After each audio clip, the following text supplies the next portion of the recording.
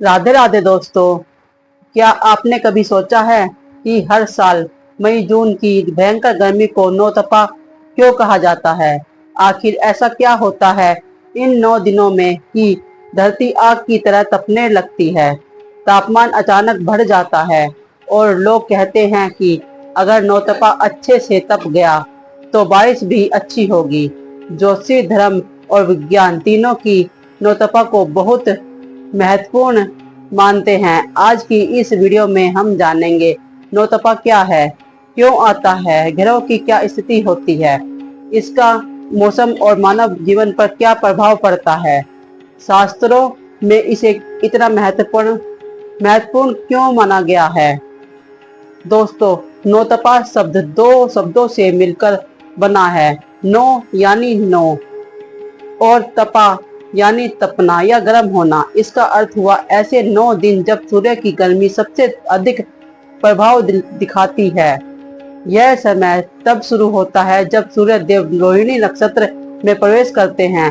वैदिक ज्योतिषी में रोहिणी नक्षत्र को बहुत प्रभावशाली माना गया है। रोहिणी नक्षत्र के स्वामी चंद्रमा हैं, लेकिन जब अग्नि तत्व वाले सूर्य इस नक्षत्र में प्रवेश करते हैं तब पृथ्वी पर गर्मी का प्रभाव बहुत बढ़ जाता है।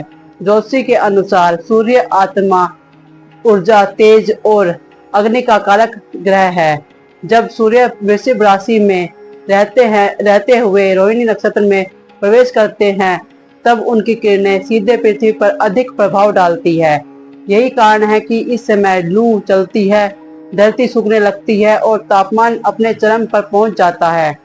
कई लोग इसे केवल मौसम मानते हैं, लेकिन भारतीय ज्योतिषी हजारों वर्षों से इस परिवर्तन को ग्रहों और नक्षत्रों से जोड़कर देखते आए हैं।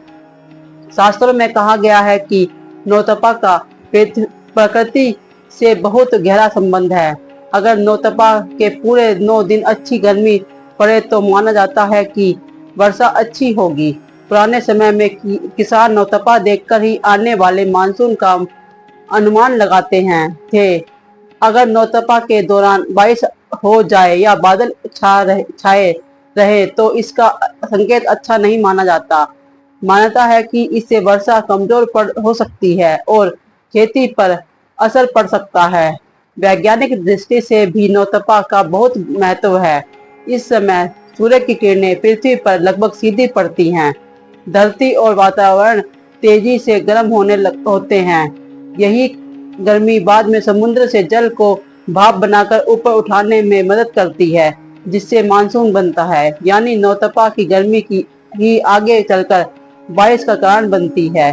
इसलिए पुराने लोग कहते हैं थे, जितना तपे नौतपा उतनी अच्छी बरखा।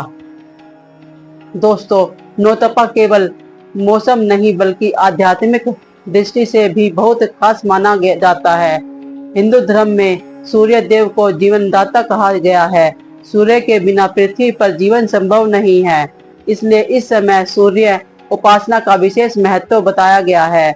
सुबह सूर्य को जल चढ़ाना, आदित्य हृदय स्तोत्र का पाठ करना और गायत्री मंत्र का जाप करना शुभ माना जाता है। मान्यता है कि इससे आत्मबल बढ़ता है और जीवन में सकारात्मक ऊर्जा आती है।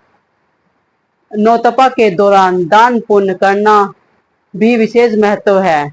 शास्त्रों में कहा गया है कि गर्मी के इन दिनों में प्यासे को पानी पिलाना बहुत बड़ा पुण्य होता है। इसलिए लोग जगह जगह प्याऊ लगवाते हैं, पक्षियों के लिए पानी रखते हैं और गरीबों को ठंडा जल, फल, छाता और कपड़े दान करते हैं। ऐसा माना जाता है कि इससे सूर्य देव प्रसन्न होते हैं और जीवन में सुख समृद्धि आती है।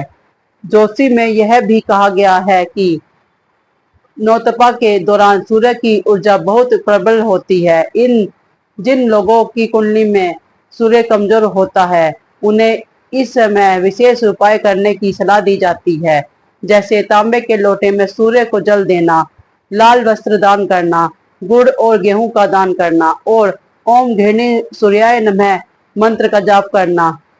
माना जाता है कि इससे आत्मविश्वास, सम्मान और सफलता बढ़ती है।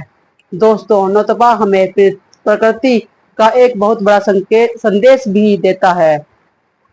यह समय बताता है कि प्रकृति का हर बदलाव किसी बड़े संतुलन का हिस्सा होता है। तेज गर्मी के बाद भी ठंडी बारिश आती है।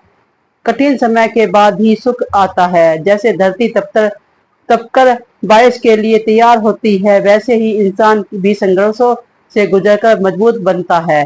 आज के समय में बढ़ना प्रदूषण, पेड़ों की कटाई और बदलता मौसम पृथ्वी के संतुलन को बिगाड़ रहे हैं।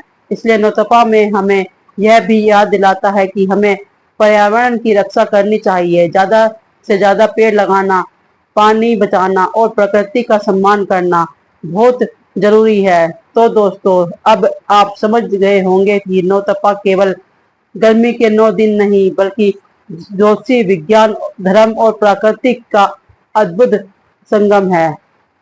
यह समय हमें सूर्य की शक्ति, प्रकृति के संतुलन और जीवन के संघर्षों का महत्व समझाता है।